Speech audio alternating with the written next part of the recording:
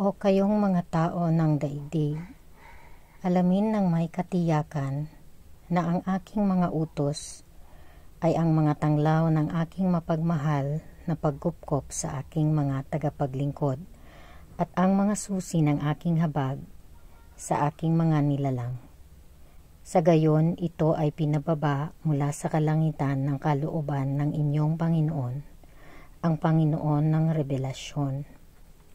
Sino mang tao ang makatitikim sa katamisan ng mga salita na ang mga labi ng mahabagin sa lahat ay ninais na bigkasin, gagawain niya kahiman siya ang nagmamay-ari ng mga kayamanan ng kalupaan, ang itakwil ang mga iyon ng isa-isa at lahat, upang magawa niyang mapatunayan ang katotohanan ng kahit isa sa kanyang mga utos, na nagniningning sa ibabaw ng araw bukal ng kanyang mapagpalang pangangalaga at mapagmahal na kagandahang loob.